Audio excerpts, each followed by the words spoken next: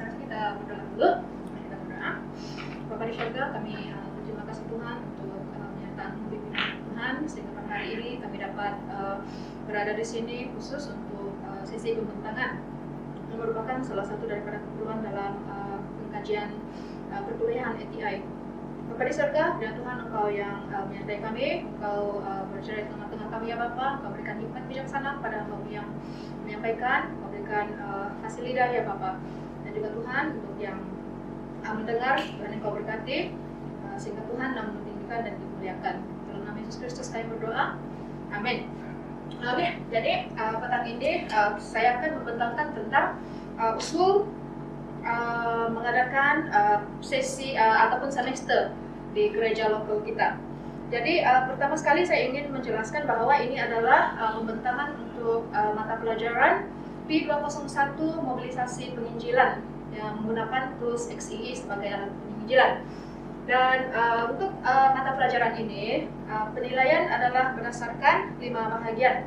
Yang pertama adalah kehadiran dan penglibatan dalam bilik belajar, itu sudah dilakukan pada 5 hingga 9 hari bulan April 2021. Dan ujian lisan, itu juga sudah diadakan sewaktu kelas berjalanlah pada 7 hari bulan 4. Dan perlengkapan 6 CA ataupun aktiviti persahabatan selepas klinik juga sudah selesai dijalankan pada 21 dan 23 hari bulan April. Jadi 2 hari itu adalah hari untuk menjalankan aktiviti penginjilan.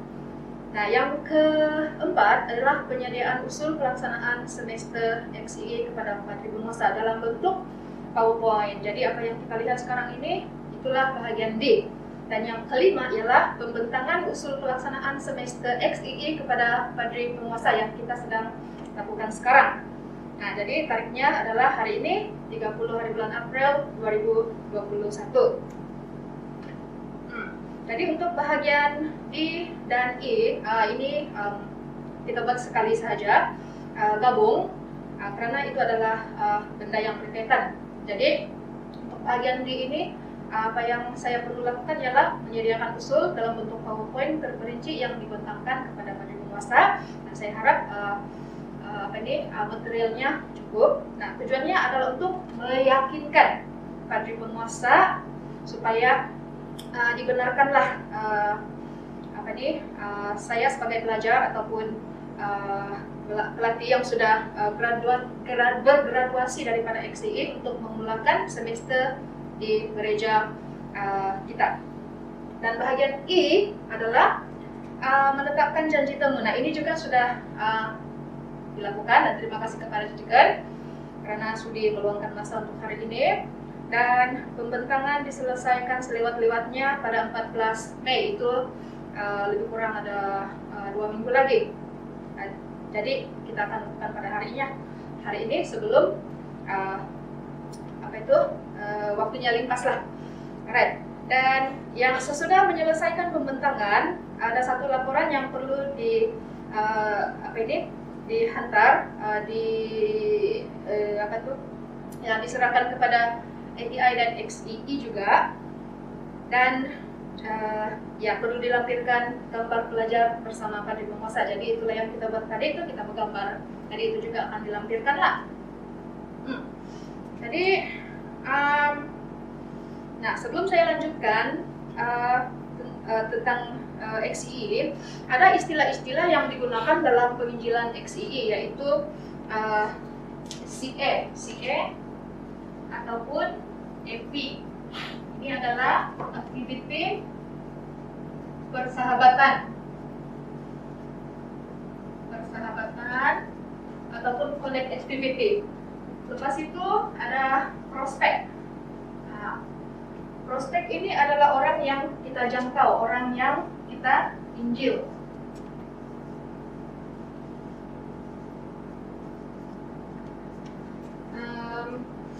Lepas itu apalagi? Ya, kita ada yang namanya rakan doa. Nah, rakan doa ini ialah orang yang mendoakan untuk kita lah semasa kita mengadakan aktiviti persahabatan. Dan selama kelas berjalan, rakan doa lah yang akan membantu kita untuk berdoa. Dan fungsi dia ini sangat penting. Sebab bila kita menjalankan penginjilan, ada peperangan rohani yang berlaku. Jadi bagi orang yang menginjil, bagi kita yang pergi keluar menginjil itu sangat mustahil untuk kita sementara kita menyampaikan Injil, kita perlu berdoa juga. Jadi sebab kita perlu bercakap-cakap dengan prospek. Jadi sebab itu kita memerlukan perangkat doa untuk membantu kita dalam doa. Lagi untuk XII juga ada orang yang namanya facilitator, ada orang yang namanya jurulatih, pembantu jurulatih, ya, dan juga semester, ada sesuatu yang dipanggil semester, dan ada sesuatu yang dipanggil klinik. Jadi semester itu adalah tempo pembelajaran selama 13 minggu yang kita akan adakan untuk melatih pelatih-pelatih baru, dan klinik itu adalah satu satu sesi yang intensif untuk melatih bagaimana untuk pergi menginjil. Jadi yang dilatih di situ adalah bagaimana dia akan menyampaikan apa yang harus disampaikan. Oke. Jadi saya akan lanjutkan. Mengapa latihan pemuridan untuk penginjilan pribadi di gereja adalah perlu? Nah, itu karena adalah amanat agung. Jadi itu adalah satu sebab kenapa kita perlu memuridkan. Dan penginjilan pribadi pula tuh, apa yang dimaksudkan dengan penginjilan pribadi ialah kita menyampaikan penginjilan melalui apa yang Tuhan sudah lakukan dalam hidup kita, menyaksikan, memberikan kesaksian terhadap apa yang Tuhan sudah lakukan dalam hidup kita. Nah, jadi amanat agung ini sesuai dengan apa yang Yesus katakan di dalam Matius pasal 28 ayat 11 hingga 20, di mana Yesus katakan, "Karena itu pergilah, jadikan semua bangsa muridku dan baptislah mereka dalam nama Bapa, Anak dan Roh Kudus, dan ajarlah mereka melakukan segala sesuatu yang telah kuperintahkan kepadamu." Nah, jadi keperluannya ialah kita perlu melatih orang-orang untuk memuridkan orang lain. Sebab kalau orang lain tidak dimuridkan, kalau orang tidak dijangkau, macam mana mereka akan mengalami pengenalan dengan Tuhan? Macam mana semua bangsa itu akan menjadi murid Tuhan Yesus kalau tidak orang yang pergi? Lepas itu, bagaimana mereka akan dibaptis kalau tiada orang yang bagi tahu mereka hal itu? Lepas itu, bagaimana mereka akan belajar kalau tiada orang yang pergi mengajarkan kepada mereka? Nah, jadi itu adalah keperluan yang sangat penting. Jadi XII juga itu dia menggunakan 4 prinsip Alkitabiah, di mana yang pertama itu ialah setiap orang Kristen harus menjadi saksi. Jadi itu respon kepada amanat agung itu ialah semua orang Kristen harus menjadi saksi. Nah, orang Kristen yang bagaimana? Orang Kristen yang sudah mengenal Tuhan, yang sudah menerima Tuhan Yesus, yang sudah percaya kepada Tuhan Yesus, itu harus bersaksi.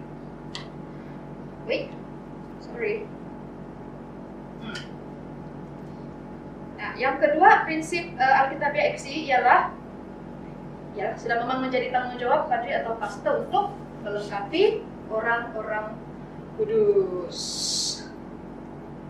Nah, jadi kalau kita perhatikan dalam Efesus pasal 4 ayat 11 hingga 13, dia mengatakan, "Dan ialah Tuhanlah yang memberikan baik rasul-rasul, nabi-nabi, pemberita-pemberita Injil, ataupun gembala-gembala dan pengajar-pengajar untuk memperlengkapi orang-orang kudus bagi pekerjaan pelayanan." Tujuannya untuk pembangunan tubuh Kristus, sampai kita semua telah mencapai kesatuan iman, dikata, dan pengetahuan yang benar tentang anak Allah. Ada kedewasaan penuh, ada tingkat pertumbuhan yang sesuai dengan kepenuhan Kristus. Ya, jadi itu menjadi tanggung jawab padri dan pastor lah. dikatakan di sini. Uh, Ya, nah prinsip Alkitabiah yang digunakan oleh XCE juga ialah mencakupi latihan semasa kerja ataupun on the job training. Jadi ini kita dapat lihat dalam contoh Musa dan Yosua, Elia dan Elisa, Yesus dan para murid. Bagi saya on the job training ini memang bagus, cara perlengkapan yang terbaik lah. Karena kalau kita tidak ikut itu cara kerjanya kan, susah kita mau paham. Tetapi bila kita sambil bekerja, sambil kita training, jadi di situ kita akan dapat lebih memahami, kita akan dapat lebih belajar cara yang betul untuk pergi menjangkau orang. Ini memang bagus latihan semasa kerja. Jadi bila kita bekerja macam contohnya staff-staff bukan hanya duduklah, tetapi juga training. Dan bila kita semakin ramai orang yang dilatih, semakin ramai juga yang akan tahu bagaimana cara untuk menjangkau orang. Jadi kalau kita lihatkan Musa dan Yosua, tadi ada kesinambungan di dalam pelayanan mereka ini. Elia dan Elisa pun, Yesus dengan para murid pun begitu. Jadi pekerjaan di dalam penjangkauan ini kan tidak mati bersama-sama dengan mereka. Ada kesinambungan, berterusan sampailah Tuhan Yesus datang kembali. Oke. Jadi yang keempat ialah melatih pemenang jiwa adalah pengadaan rohani.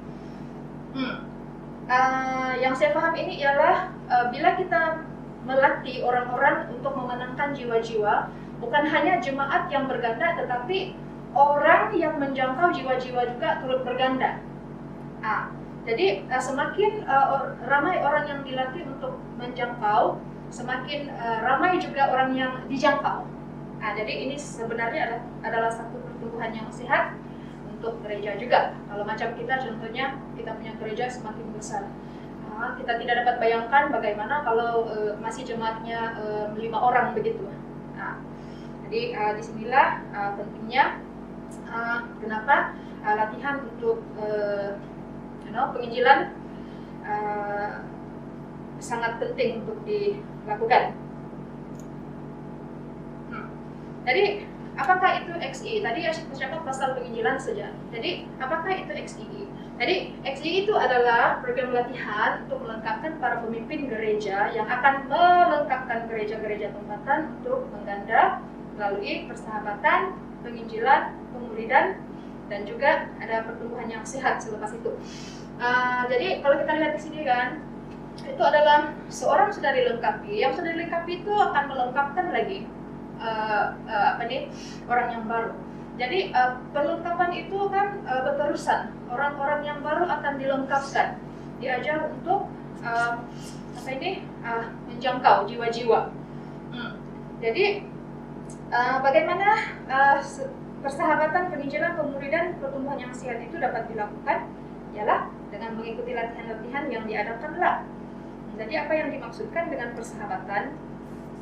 Itu bermaksud XE ini melengkapkan orang yang percaya untuk bersaksi sebagai satu gaya hidup kepada orang yang tergolong dalam jaringan perhubungan mereka.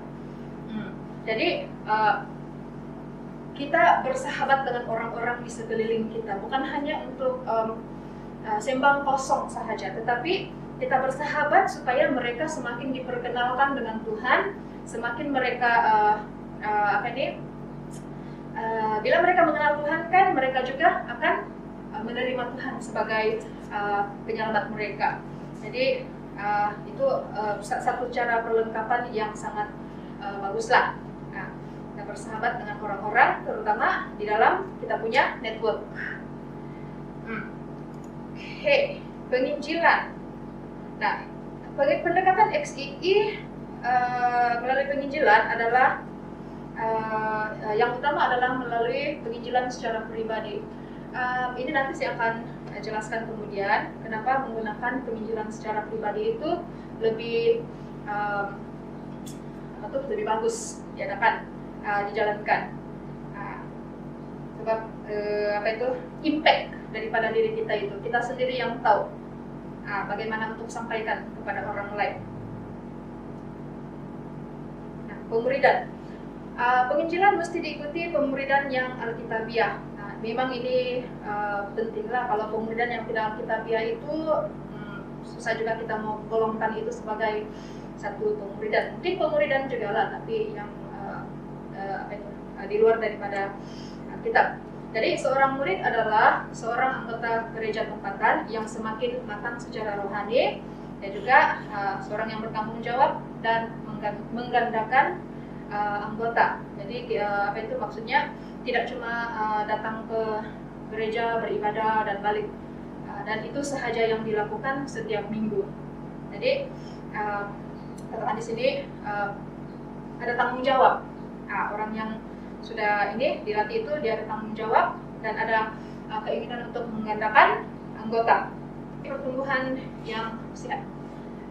Gereja yang mengimplementasikan semester XII akan mengalami 3 jenis pertumbuhan lah. Satu, secara rohani, ya ini apa yang dikatakan dalam Filipen 4, dan pertumbuhan dari segi bilangan. Maknanya di sini adalah penggandaan saksi-saksi. Sudah disebutkan tadi, bukan hanya orang percaya yang berganda, tetapi orang-orang yang bersaksi juga akan berganda. Dan ada organisasi.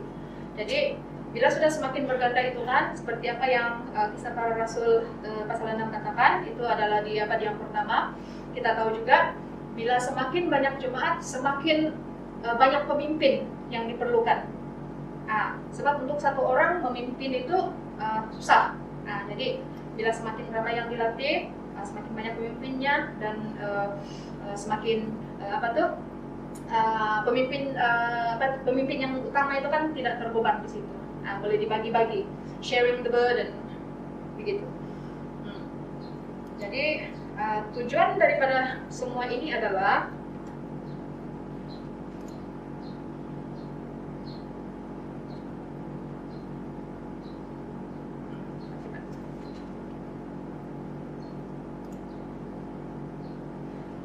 jadi daripada semua yang tadi itu adalah semua itu bertujuan untuk melatih pemimpin gereja yang seterusnya. Kan sebab tadi sudah mention supaya apa yang pemimpin itu sudah tahu, ilmunya itu tidak berhenti setakat dia, tetapi ilmunya itu berkesinambungan dan diteruskan oleh orang yang seterusnya. Jadi orang yang seterusnya itu akan melengkapkan ahli-ahli gereja yang untuk pekerjaan persahabatan, pekerjaan penginjilan lah, pemuridan, dan ada pertumbuhan yang sehat. Yang kedua ialah tujuannya adalah untuk mempertingkatkan, melengkapi dan menguatkan semua pelayanan semasa dengan melengkapkan para pemimpin untuk melayani dengan lebih berkesan dan dengan menginjil. Jadi bukan hanya berkesan di dalam bangunan saja, di bawah bumbung saja, tetapi berkesan juga di luar. Oke. Jadi objektifnya ialah pelatih itu, orang-orang yang datang untuk dilatih itu, mereka akan dilengkapi untuk melatih orang lain. Macam katakan saya sekarang, sudah dilatih. Next ini kedepannya saya akan melatih orang lain. Dan begitu seterusnya. Dan kursus ini akan berjalan selama 13 minggu di gereja tempatan lah. Jadi bergantung, kalau macam lebih kerap dijalankan dalam 1 minggu, mungkin dia punya sesinya mungkin lebih pendek, tapi yang penting adalah 13 sesi. Kenapa 13 sesi? Ialah supaya pelatih juga dia tidak dia ada masa yang cun-cun orang kata, yang ngam dengan capability semua orang.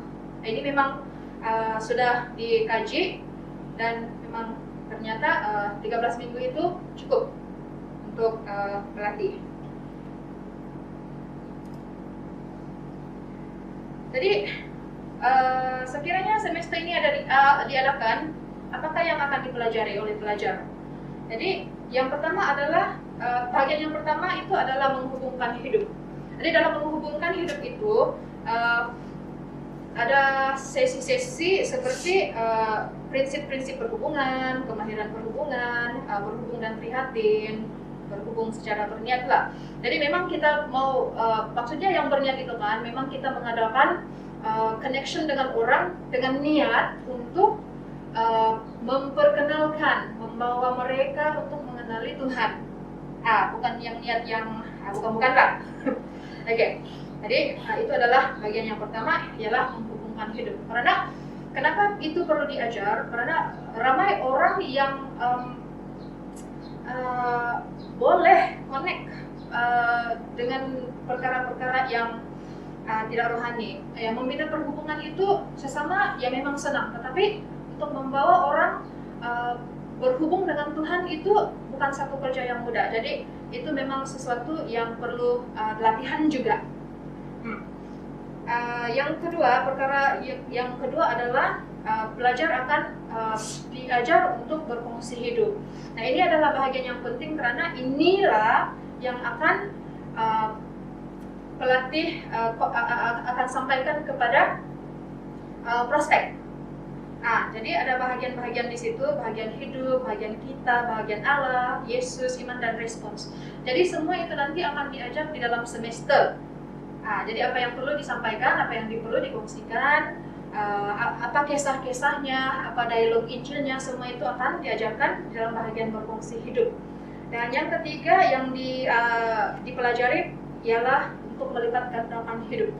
Nah, semua orang suka menikmati hidup yang ada kelimpahan dalam hidup. Jadi kita mau mengajar orang bahwa hidup yang berlipat ganda, hidup yang berkelimpahan itu dapat dicapai bila kita membawa mereka mengenal Tuhan Yesus. Dan juga kita juga dapat mengajar bagaimana untuk menangani isu-isu hidup, bagaimana untuk hidup yang berkelimpahan, bagaimana untuk melipat ganda, bagaimana membina hidup. Supaya orang yang hidup dia, kerohanian dia mungkin dibelenggu oleh masalah daripada luar kan, kita boleh bantu bagaimana untuk membina hidup, bukan hanya untuk hidup sehari-harian di dalam dunia, tetapi bagaimana untuk membina hidup yang berkelimpahan di dalam kasih karunia Tuhan. Jadi itu adalah perkara-perkara yang akan dipelajari lah. Nah, jadi aktiviti persahabatan, bagaimana ia bertindak? Ia bertindak bila kita pelatih pergi menyampaikan, menyampaikan apa itu yang tadi itu bahagian yang kedua tadi kepada prospek, mengungsikan berfungsi hidup. Ya, bagaimana ia bertindak? Oke.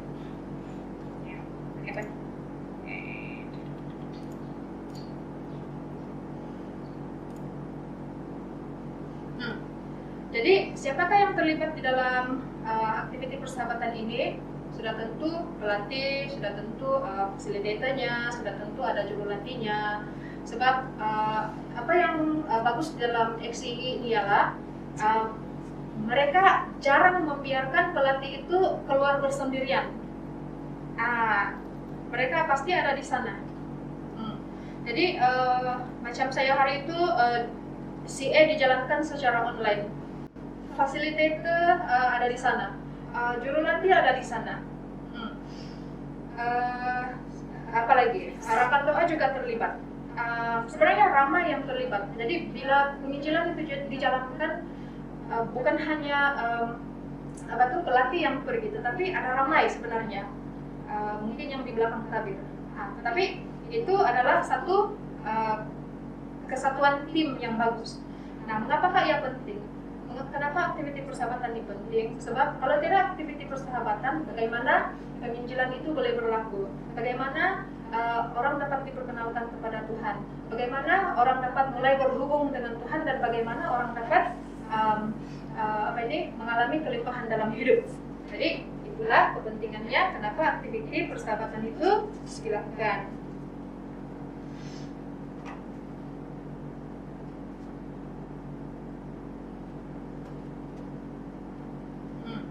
dan rekan doa. Nah, tadi ada disebut tentang rekan doa. Apakah kepentingan rekan doa ini? Satu orang pelatih dia memerlukan 2 orang rekan doa. Kalau lebih itu bagus, tapi sekurang-kurangnya 1. Mesti ada rekan doa. Nah, sudah tadi disebut ialah sebabnya bila pelatih keluar menginjil ada peperangan rohani yang berlaku. Jadi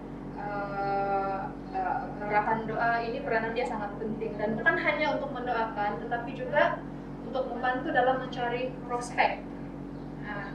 Jadi saya bersyukur sebab bila CA dijalankan secara online, saya ada rekan doa yang membantu untuk mendapatkan prospek bagi saya.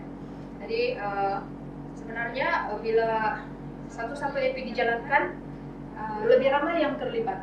Nah, katakanlah ada 3 orang pelatih, dan setiap orang ini ada rekan doa mereka seramai 2 orang. Jadi sebenarnya ada 9 orang sudah yang terlibat di situ. Dan mereka bila semester yang akan datang dijalankan, nah rekan doa ini sudah mulai dilatih menjadi pelatih, orang yang akan menjalankan aktiviti persahabatan nanti.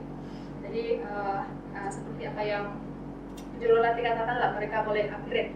Jadi yang pelatih itu nanti upgrade kepada jurulatih dan kepada facilitator.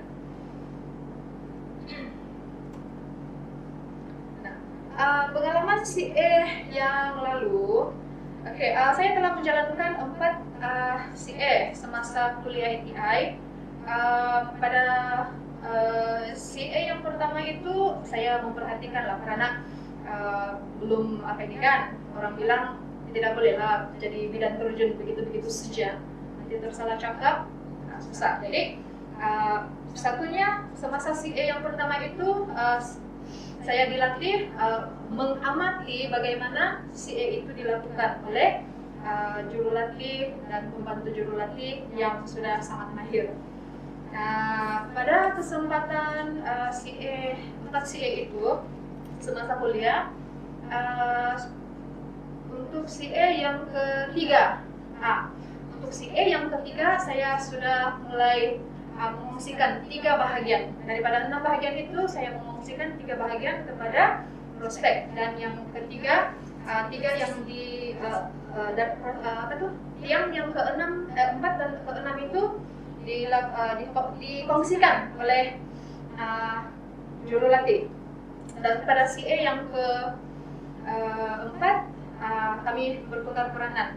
Maknanya jurulatih menyampaikan 3 bahagian yang pertama dan saya menyampaikan 3 bahagian yang kedua. Jadi begitu. Untuk 6 CA selepas kuliah ATI, saya juga sudah menjalankan dan sangat menarik. Saya menjalankan bersendirian, karena sebenarnya tidak ada halangan juga, dan semuanya itu dijalankan semasa di dalam secara online.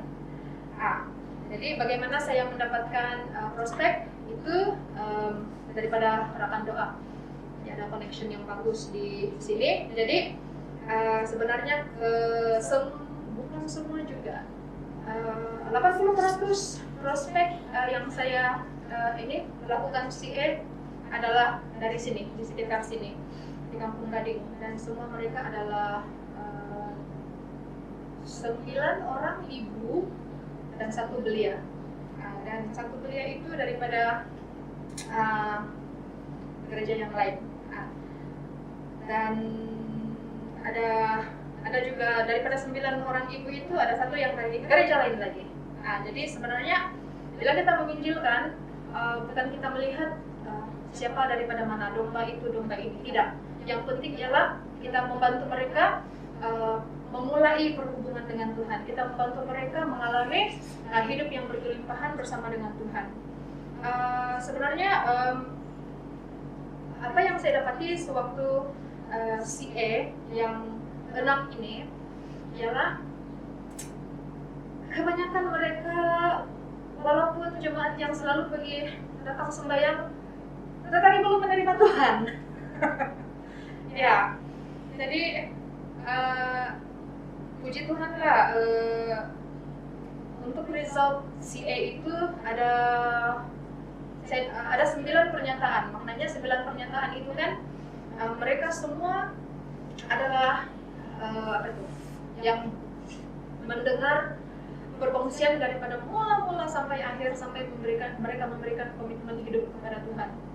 Dan yang satu itu sudah diselamatkan. Ada juga case yang dia kata dia sudah menerima Tuhan Yesus pada umur 12 tahun. Jadi bila saya tanya, kau sudah pernah mendengar Injil? Terus dia kata, apa tuh? Jadi maknanya itu kan, dia cuma terima Tuhan pada waktu dia dibaptis. Jadi saya katakan itu baptisan bukan jaminan bahwa kamu sudah ada hubungan dengan Tuhan. Walaupun ya kita tahu Roh Kudus yang bekerja di dalam hidupnya, tetapi kita juga ada ada tanggung jawab untuk memberikan kepastian kepada dia bahwa hubungannya dengan Tuhan itu adalah satu hubungan yang benar-benar kukuh, bukan hanya melalui kepercayaannya saja. Jadi apa yang kita buat adalah, apa yang saya buat waktu itu adalah memimpin mereka untuk ke dalam komitmen bersama dengan Tuhan Yesus. Oke, jadi itu tentang pengalaman. Jadi jumlah semuanya adalah 10 C. Jadi itu memang keperluan, puji Tuhan sudah tercapai. Jadi bagian C adalah berapakah tempo masa yang diambil. Bagi XIE, prinsipnya ialah mula kecil, bina secara kuat, start small, build strong. Jadi kita boleh menjalankan dengan 1 semester saja dahulu, mungkin boleh mula dengan 2 atau 3 orang, sebab kita percaya sahaja Tuhan akan menggandakan. Yang penting ialah mulakan. Sebab kalau tidak dimulakan, bokobor lah itu. Kita punya ilmu. Tidak akan biasa dan lama-kelamaan akan mulai hilang. Oke, jadi berapakah tempo masanya yang diambil? Ya, tadi sudah disebut 13 minggu. Asalkan dia bermula lah. Kalau tidak bermula, 13 minggu pun tidak ada. Oke, jadi jadwal latihan semester, ini sangat kecil sih, harap bisa besar. Jadi itu adalah dia punya silabus lah, sampai cukup 13 sesi. Jadi semua itu adalah akan diajar nanti sekiranya semester dimulakan. Oke. Cadangan. Oke.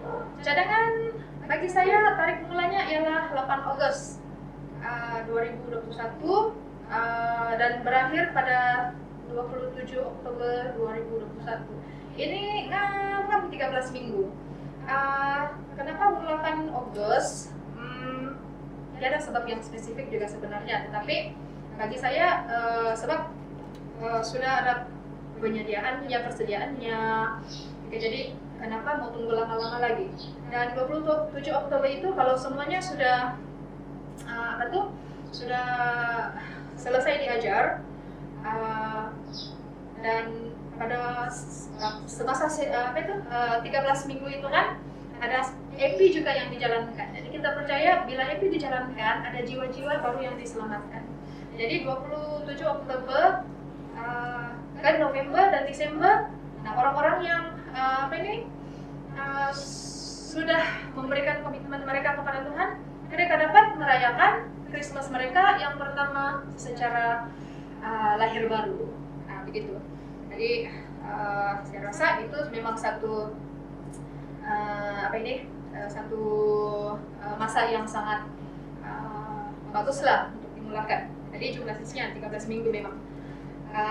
Dan saya mencadangkan semester ini diadakan pada setiap hari Rabu, karena saya sudah melihat dalam buletin kita kan hari Rabu itu tidak ada aktiviti. Dan diadakan pada jam 7 malam karena orang yang bekerja itu kalau ada yang mau join mereka boleh join pada waktu itu sudah berehat dan sebagainya. Diadakan masanya adalah 1 jam 30 menit. Ini boleh diadakan secara fisikal ataupun secara online. Kalau ada yang mau mengadakan sesi face to face, which is sangat bagus sebenarnya, itu juga kita akan buat. Kalau tidak dapat sebab kekangan Dharma Baharu, kita boleh juga adakan secara online.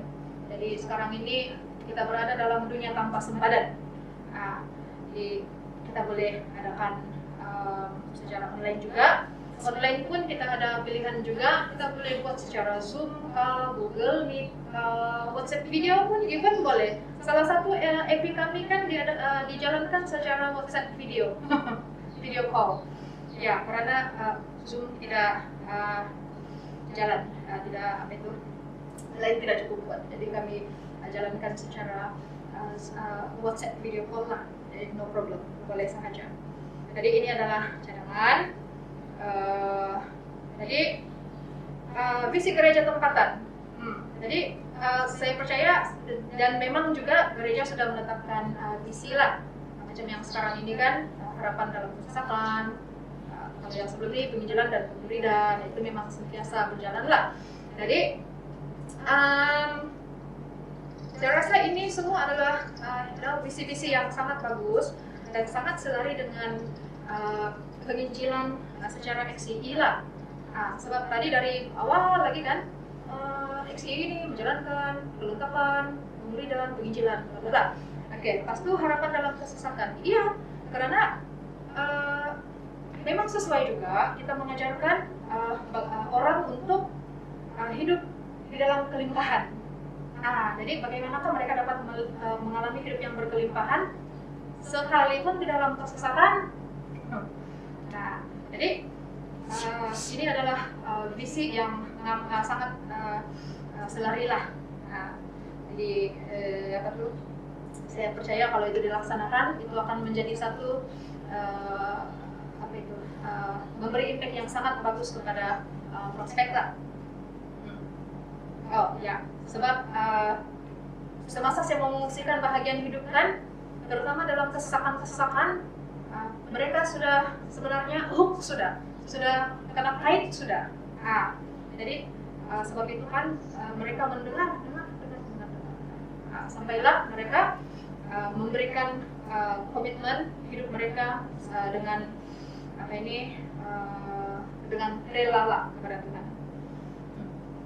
Oke, jadi bila kita ada visi gereja tempatan yang bagus, jadi saya rasa gereja tempatan pun tidak akan menghalang lah. Jadi dengan cara itu lebih banyak fasilitator XCI yang akan dibangunkan dan gereja juga akan mau untuk menghantar pelatih-pelatih untuk dilatih klinik-klinik XCI. Jadi cost. Kita mengadakan semester kan, kita mesti mengambil kira cost betul. Mesti ada cost. Jadi costnya untuk bahan pelajaran saja, sebab kita tidak boleh copy sendiri, sebab itu ada masalah dengan copyright nanti. Jadi macam contohnya ini kan, ini semua ini adalah 123 ringgit. Agak costly, tetapi kalau untuk Tuhan, tidak ada yang jangan berkira untuk Tuhan. Lepas itu untuk sijil XII, kalau sekiranya ada ujian lisan yang diadakan, ada sijil dikeluarkan. Jadi sijil itu perlu dibayar sebanyak 5 ringgit lah. So iurannya to be decided, penggunaan elektriknya to be decided, sewa bilik mesyuarat, multimedia, jamuan, semua itu to be decided lah. Sebab ini baru usul sahaja kan. Jadi kuota internet juga kalau kalau semester dijalankan secara online. Jadi itu adalah kos-kos yang terlibat lah. Jadi siapa yang terlibat? Di sini dicadangkan beberapa nama untuk bahagian yang tertentu lah daripada gereja. Jadi facilitator. Saya tahu ada ramai macam rakan-rakan daripada ATI kan, tidak pernah nama seluruh pendapat, boleh kasih masuk. Itu yang dicadangkan adalah semua inilah yang sudah mengikuti latihan intensif di XIE, oke. Dan pelatih adalah contohnya Kristi adalah rakan doa saya untuk semester ini. Dan Tuan Lucy, Yohana, ini semua orang-orang yang saya lihat mereka ada kerinduan, mereka ada potensi untuk menjadi pelatih dan menjangkau orang-orang di sekitar mereka. Pelajarnya, ada Raini, ada Emi, Syarif Fazira. Ini semua tiga ini adalah orang yang sudah dijangkau melalui EPI dalam sewaktu kuliah. Emi ini adalah prospek. Emi dan Syarif Fazira adalah prospek di dalam 6 itu selepas kuliah. Rakan doa, Jennifer, Maisa, Milin juga adalah prospek, Lacey juga adalah prospek sebelum ini, Jennifer juga adalah prospek. Maisa ini ya boleh dilatih untuk menjadi bukan hanya dilatih, daripada rakan doa nanti kita boleh upgrade dia. Sebab saya tahu kalau macam di kampungnya itu memang ada ramai orang yang perlu dijangkau. Dan siapa lagi yang perlu dilibatkan? Multimedia. Kenapa perlu dilibatkan? Macam yang ini pembentangan saya ini sekarang, kalau tidak melibatkan multimedia mau buat apa? Dan ya jadi mereka juga ada peranannya sangat penting. Pentadbiran perlu ada penglibatan juga. Sebab kalau misal katakan kalau semester diadakan secara fisikal, jadi admin perlu menyediakan bilik, alat-alat pengajarannya dan sebagainya. Untuk penyimpanan record, sebab selalunya bila EP dijalankan ada record yang tertentu, siapa, tariknya bila, apa yang berlaku. Jadi semua itu direkodkan di dalam ada satu database XCA. Jadi perlu ada orang yang menyimpan record juga untuk tujuan tindakan susulan. Jadi ini adalah beberapa orang yang terlibatlah cadangan. Mungkin boleh ditambah, kalau dikurangkan mungkin tidak. So kenapa kita mengurangkan? Kan bagus kalau bertambah. Oke. Jadi ini adalah cadangan-cadangan lah. Kesaksian. Setelah semester dijalankan, pelatih itu perlu memberikan kesaksian. Jadi itu perlu disediakan. Jadi ada bahagian dalam kesaksian, terutama di dalam bahagian yang pertama, yaitu hidup. Itu kalau sekiranya semester diajarkan, pelatih akan diajar bagaimana untuk menyediakan kesaksian pribadi mereka secara ringkas dan padat, short and sweet. Jadi saya juga begitu. Kadang-kadang kita ini suka memberikan kesaksian bertele-tele, ya. Kadang-kadang yang tidak relevan pun dikongsi. Jadi di dalam XCI ini kan kita juga diajar untuk menyediakan kesaksian pribadi kita lah. Jadi itu nanti akan dikongsikan kepada kadin pemasa dan nanti fasilitator mungkin memilih secara rawak sajalah. Selalunya ini kalau macam graduasi kan, ada orang yang dipilih untuk sharing apa yang mereka dapati semasa semasa semester dijalankan. Jadi itu adalah apa yang berlaku lah kalau semester dijalankan. Jadi ya gelap sudah. Jadi habis sudah lah itu maksudnya pembentangan saya. Jadi terima kasih Asdikan karena sudah meluangkan masa dan mendengar. Kalau sekiranya ada apa-apa yang Asdikan mau katakan, ya kita katakan. Oke, terima kasih. Dari segi staff ada yang dulu mereka ada ikut sini juga, tapi belum pernah ini adakan satu semester. Jadi fasilitatornya itu kamu mulai kan? Siapa facility? Facility ya, Iya. Dan beberapa rakan lah, macam yang dicadangkan tadi itu lah. ya. Saya rasa August tuh masih itu satu tarik yang lebih longgar lah untuk lama lagi ya. Lebih konsep itu. Yang kedua itu adalah kalau kamu memerlukan tempat dan sebagainya, jangan saja bercanda dengan walaupun sudah set sedia kan tarik itu, tapi ada waktu-waktu kita memilih. So presidennya preferensinya adalah taruh ya. Jadi kamu akan cari jadi baik. Itu yang saya tunggu tarik itu. Oke. Alright. Saya rasa kita selesai, kalau tidak apa-apa lagi selesai sudah lah. Jadi terima kasih kepada Deacon, terima kasih juga untuk tim multimedia yang sudah bantu, dan semoga diberkati, saya diberkati karena ada orang yang sudi mendengar. Jadi mari kita berdoa seperti kita dalam doa.